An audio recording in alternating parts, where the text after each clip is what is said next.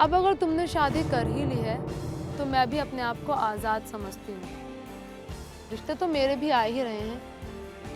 अगर मेरा जनाजा देखने का इतना ही शौक है तो कर लो शादी। ये ब्लैकमेल तो मैं भी कर सकती थी। दगा की है तुमने मेरे साथ। तुम्हारी कसम रुखसाना, मेरी शादी जबरन कराई गई है। मैं वादा करता हूँ उस औरत से बहुत जल्द ही निजात पाकर तुमको बाइज्जत अपने घर में लेके आऊँगा। मेरा यकीन करो। अब तक जो यकीन किया था उसका नतीजा तो देख लिया। अब क्या देखना बाकी है? बस कुछ वक्त, कितना? सिर्फ 6 महीने। क्या कर लोगे? ये तुम मुझ पर छोड़ दो। ठीक है, 6 महीने इंतजार करूंगी। फिर चाहे जो करो, या तो मेहमान बनकर मेरी शादी में आ जाना या फिर मुझसे दूसरा निकाह कर लेना, लेकिन एक शर्त पर। निकाह के बाद तुम्हें सिर्फ मेरे पास रहना पड़ेगा।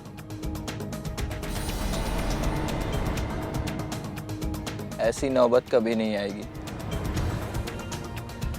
वो पढ़ी लिखी है, दूसरी बीवी को कभी कबूल नहीं करेगी। कबूल तुम्हें करना है, उसे नहीं। मेरे कहने का मतलब है वो पढ़ी लिखी है, सीए है, दूसरी शादी की शराइत को बखूबी समझती होगी। अब मुझे नहीं मालूम, मैंने बस 6 महीने का टाइम दे दिया।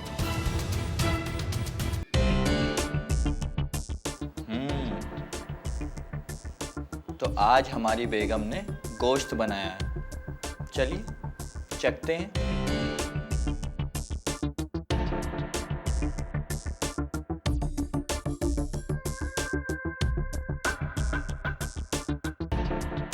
अम्मी रोटी दीजिएगा।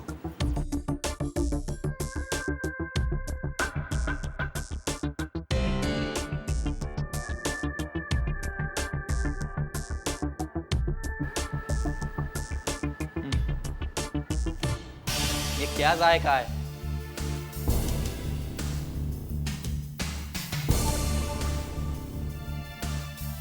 जब तुम्हें खाना बनाना नहीं आता तो अम्मा से सीख क्यों नहीं लेती?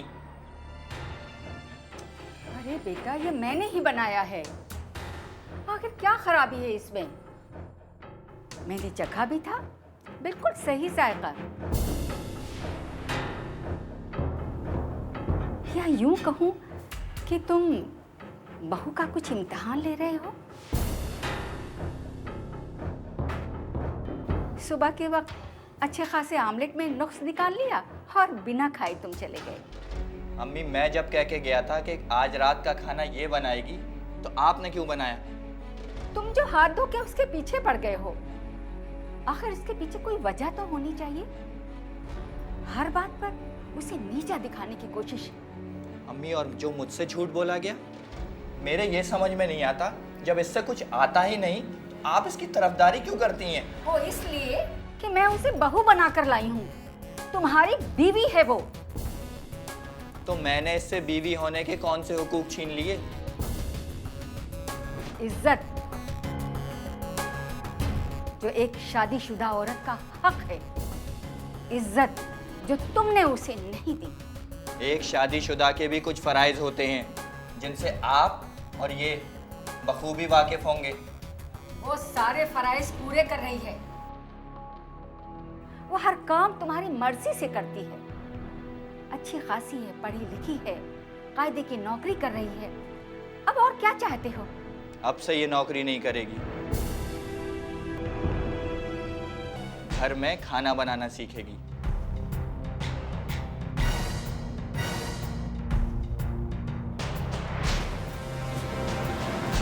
आप जानते हैं मैं कितनी अच्छी फॉर्म में नौकरी कर रही हूँ। मेरी अम्मी के इंतकाल के बाद मेरे अब्बा ने कितनी मुसीबतों से मुझे पढ़ाया लिखाया, ये सिर्फ मैं जानती हूँ। तो कौन सा आपके अब्बा ने कमाल कर दिया? हर बाप अपने औलाद के लिए करता है। मैं ये जॉब नहीं छोड़ूंगी। लीजिए, देख लीजिए अम्मी जान, कितनी फर्माबरदार हैं आपकी बहू।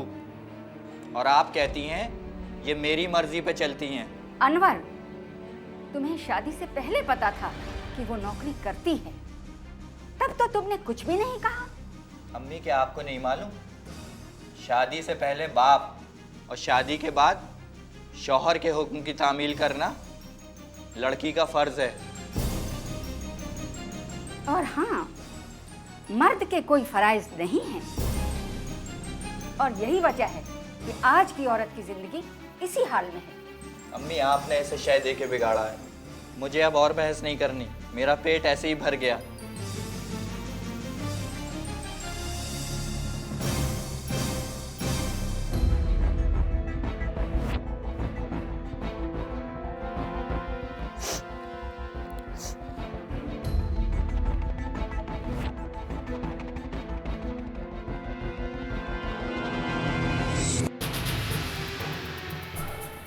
रोने धोने की रस्म अगर पूरी हो गई हो तो ज़रा दस्तखत कर दें।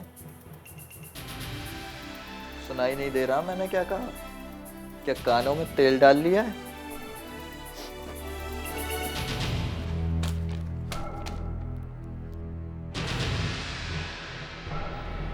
पढ़ने के लिए नहीं, दस्तखत करने के लिए दिए। नहीं करूंगी दस्तखत। कोई जबरदस्ती है क्या?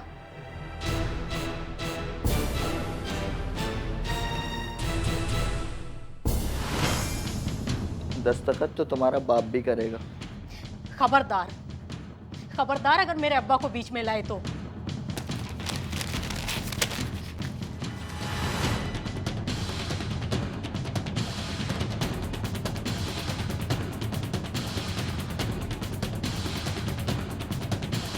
तुम क्या समझती हो? क्या इस दुनिया से कागज़ ख़त्म हो गए या स्याही ख़त्म हो गई? आज तुमने ये कागज़ नहीं फाड़ा, बल्कि अपने मुकद्दर को तार तार किया। मेरा इस्तीफा लिखवाकर आप मुझसे जबरदस्ती साइन नहीं करवा सकते, समझे आप? दस्तखत तो तुम अब ज़बरदस्ती नहीं, अपनी मर्जी से करो, वो भी अपने खूबसूरत हाथों से। बहुत गुमान है ना तुमको अपनी पढ़ाई पे। अब अपनी उसी खूबसूरत लिखावट से तुम दस्तखत करोगी, ये मेरी जिद है। अच्छा, तो आप भी सुन लो, आज तक मुझसे कोई भी काम जबरदस्ती कोई नहीं करवा सका। ठीक है, आप मेरे शौहर हैं, पर मियाँ बीबी का रिश्ता आपसी भरोसे का और इज्जत का होता है। आप इज्जत देंगे तो आपको इज्जत मिलेगी। अच्छा, तो अब आप मुझे ये समझाएंगी कि कैसे शौहर एक बीवी को रखे, यानी चोरू का गुलाम। वो और लोग होंगे बेगम, हमारा ख़ानदान अपनी ज़िद के लिए जाना जाता है, और अपनी ज़िद की खातिर हम किसी भी हद तक गुजर जाते हैं। समझती हूँ, बहुत अच्छी तरह समझती हूँ। तुम्हें और तुम्हारी घटिया सोच को अपनी एक आंख फूट जाए कोई गम नहीं, पर दुश्मन की दोनों फोड़ देंगे, और उसके बाद जिंदगी, चाहे जिंदगी बर्बाद हो जाए, कोई गम नहीं। कितनी नेगेटिव सोच है। अब तुम चुप करती हो या चमाट खाओगी? अम्मी के सामने मैं आपसे कुछ नहीं कहती, तो इस बात को आप मेरी कमजोरी मत समझिएगा। अगर गलती से भी आपने मुझ पर हाथ उठा दिया तो अंजाम बहुत बुरा होगा, समझे आप?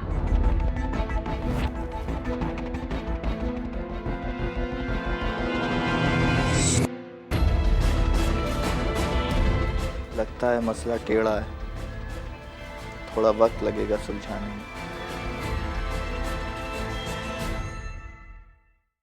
सो भाभी, आप अनवर के साथ कहीं फिल्म देखने गई या यूं ही? छोड़िए ना सोहेल भाईजान, इनको वक्त ही कहाँ मिलता है। कब आते हैं कब चले जाते हैं कुछ पता ही नहीं चलता।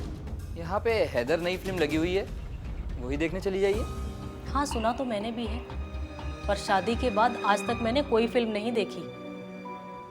मेरी और कौसर की शादी कई साल पहले तय हो गई थी और कौसर की अम्मी के इंतकाल के वक्त मेरी अम्मी ने उनसे वादा किया था कि कौसर को अपनी बहू बना के लाएंगी।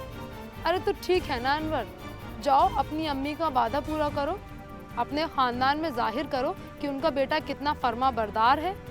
जहाँ माँ ने बिठा दिया निकाह के लिए वहीं बैठ गया।